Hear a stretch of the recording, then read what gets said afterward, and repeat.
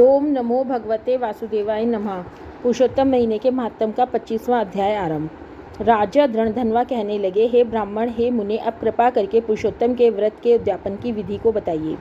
मुनि बोले, पुरुषोत्तम मास के कृष्ण पक्ष में 14, नवमी, अष्टमी इन तिथियों में उद्यापन करना चाहिए। इस पुण्य पुरुषोत्तम मास में प्रातःकाल उठकर प्रातःकाल की सब क्रिया करके जैसी सामग्री मिले उसी से 30 ब्राह्मणों को न्योता देवें। यदि शक्ति ना हो तो 5 या 7 ब्राह्मणों को न्योता दें। दोपहर में सुंदर मंडप बनाई। मंडप के ऊपर तांबे का या मिट्टी के छिद्र रहित 4 कलश स्थापन करें। चारों दिशाओं में पुरुषोत्तम भगवान की प्रीति के लिए कलशों पर श्रेष्ठ नारियल धरें।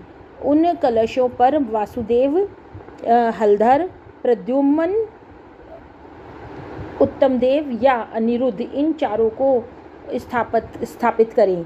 फिर वेदांग के जानने वाले आचार्य को बुलाकर उस मंडप के बीच में, जिसमें चारों ब्राह्मणों का जप के लिए वरण करें, उन ब्राह्मणों को अंगूठी आदि से युक्त 2-2 वस्त्र देवें।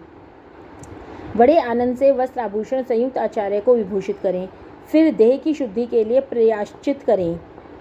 फिर पूर्व कही हुई विधि से स्त्री सहित पूजा करें। वरण किए हुए ब्राह्मणों से 4 प्रकार का चतुर्व्यूह का जप करावें। चारों तरफ 4 अखंड दीपक जलावें। फिर क्रम से नारियल आदिकों से अर्घ्य दान करें। अर्घ्य देने का मंत्र, हे देव देवेश, हे पुराण पुरुषोत्तम, हे हरे, आपको नमस्कार है। राधा सहित मेरे अर्घ्य को ग्रहण कीजिए।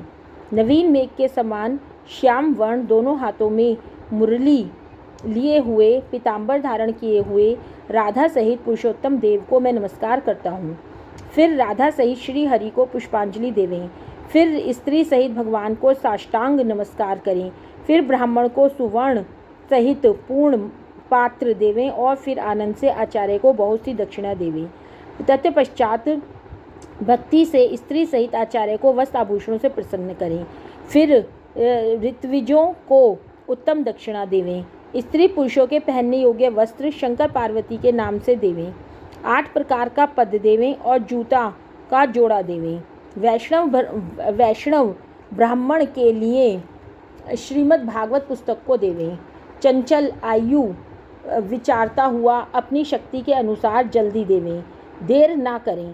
साक्षात अद्भुत भगवान के रूप श्रीमद् भागवत को जो पंडित ब्राह्मण को देता है वह करोड़ों कुलों का उद्धार करता है और अप्सरा गणों से सेवित विमान में बैठकर योगिनियों को भी दुर्लभ गौलोक में जाता है। ओम नमो भगवते वासुदेवाय नमः।